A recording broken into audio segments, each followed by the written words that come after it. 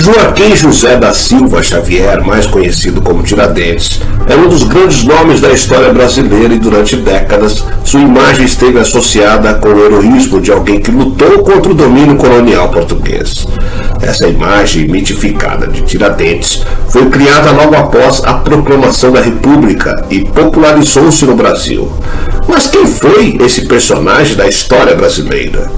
Principal nome da Inconfidência Mineira, movimento que buscava independência em relação a Portugal no século XVIII, Tiradentes foi morto por seus ideais. Em 21 de abril de 1792, ele se tornou um mártir da Inconfidência após ser publicamente executado. Entenda por que o dentista Joaquim José da Silva Xavier lutou pela independência do Brasil, foi esquartejado em praça pública e se tornou o patrono da nação brasileira. Eu sou o Sidney Góes e você está no Placebo. Vem comigo, que no caminho eu te explico.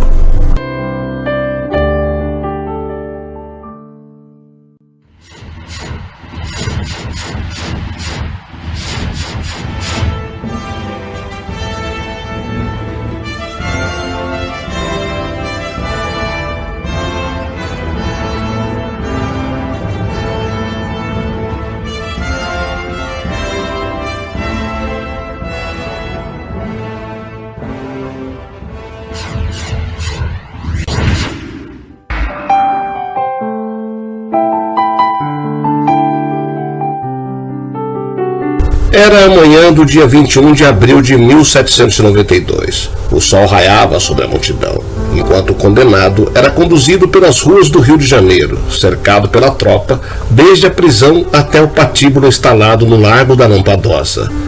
Ele tinha sua cabeça e a barba raspadas, e estava coberto por uma túnica grosseira, portando um crucifixo. Com calma, ele subiu nos degraus, acompanhado do frei, o encarregado de lhe dar o amparo de orações na hora da morte. À sua volta, a multidão reunida assistia consternada a cada segundo da execução. Ao atingir o patamar, o homem dirigiu-se ao carrasco chamado Capitania e pediu-lhe que abreviasse seu sofrimento, ao que este responde pedindo perdão, pois apenas cumpria o que mandava a lei. Tão logo o corpo ainda vivo de Tiradentes projetou-se no espaço vazio, enquanto seu carrasco atirava-se sobre os ombros do enforcado, firmando-se na corda e forçando seu peso contra ele, a fim de apressar a sua morte. Cumpria-se assim a sentença pronunciada 3 dias antes, que condenava o réu. Era o fim de um dos mártires da Inconfidência Mineira.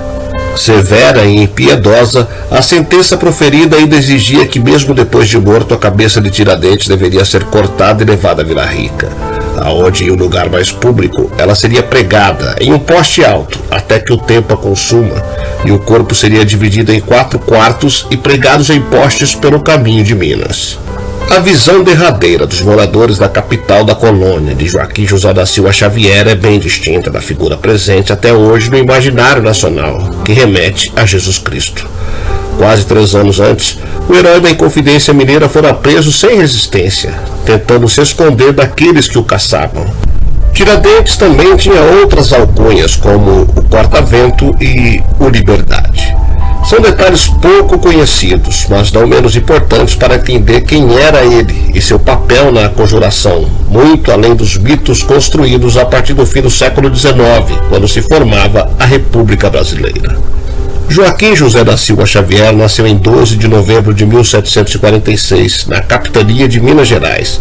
Seus pais faleceram quando Joaquim José era ainda uma criança e, por causa das dívidas, ele e seus irmãos perderam todas as suas propriedades.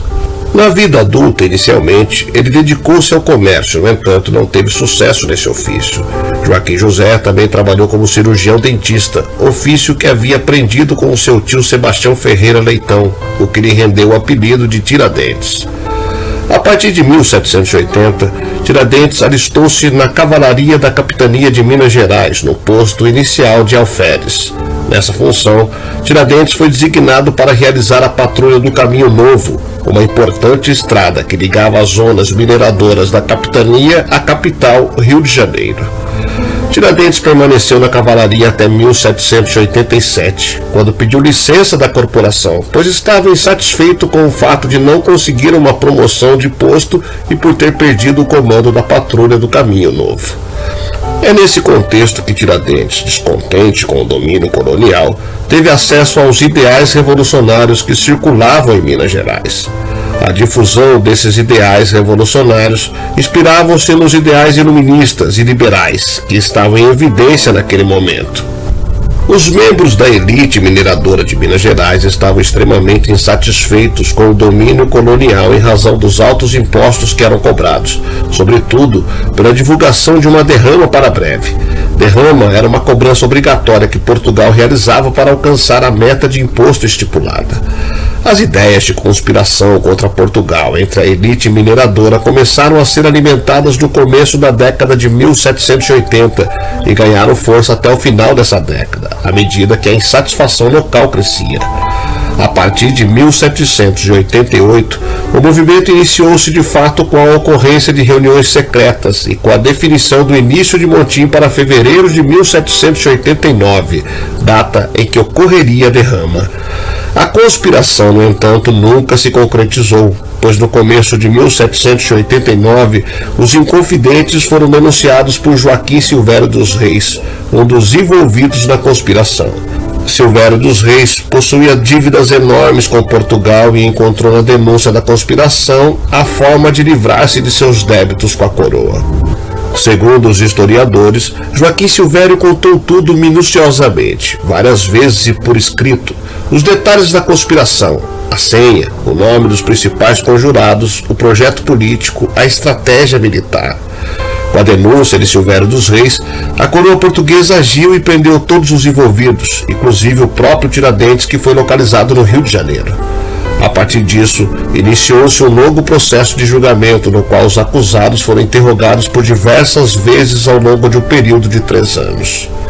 Diferentemente do que muitos acreditam, Tiradentes não era o líder da Inconfidência Mineira, o que, no entanto, não apaga o fato de que ele teria sido um dos que mais se envolveram com a conspiração.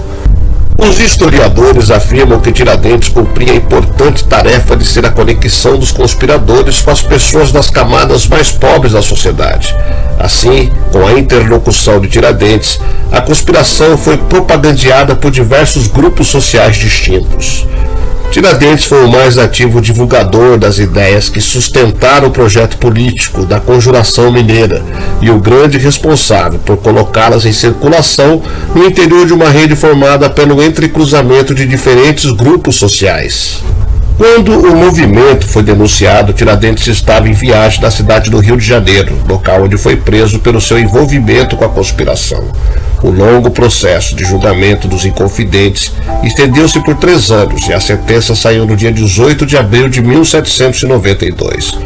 Entre os julgados, alguns foram condenados ao degredo e outros à morte. No entanto, somente Tiradentes teve a sua pena mantida. Os outros envolvidos que foram condenados à morte receberam perdão de Dona Maria, a rainha de Portugal, e suas penas foram reduzidas para degredo.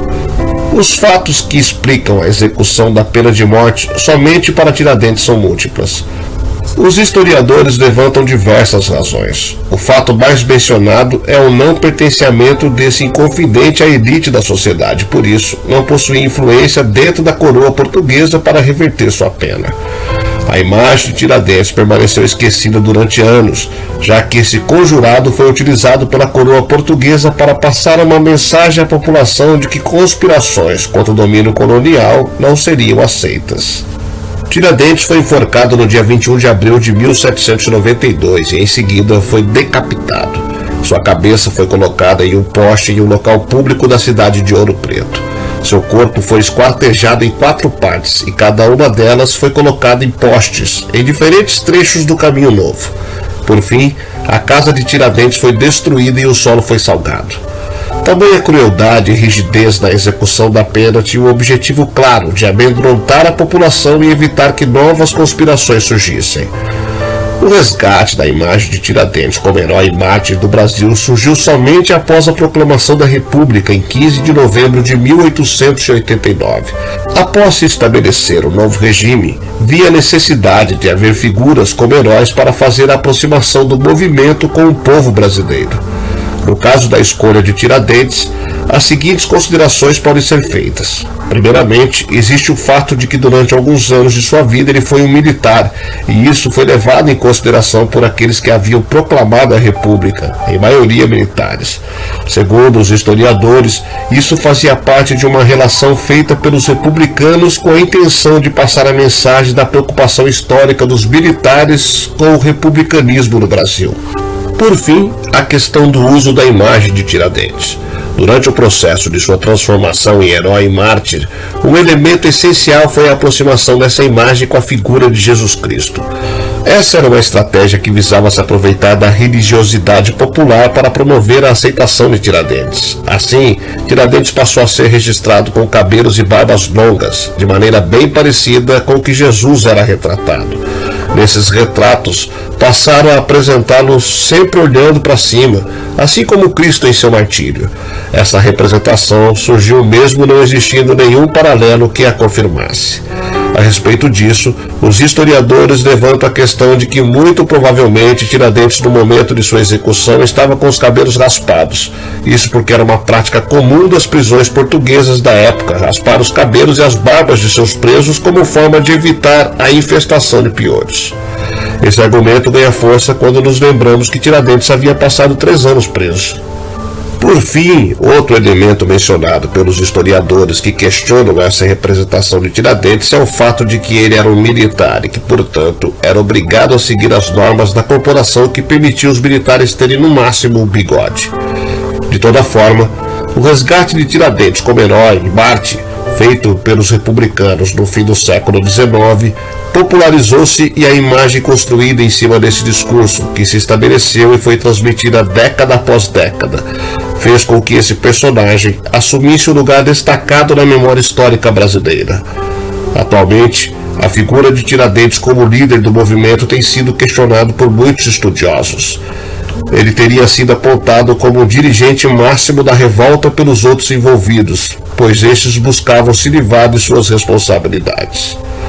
A iniciativa de tornar feriado nacional no dia 21 de abril vem em 1965, quando o presidente Marechal Castelo Branco sancionou a Lei nº 4.897, instituindo também que Tiradentes é o patrono da nação brasileira.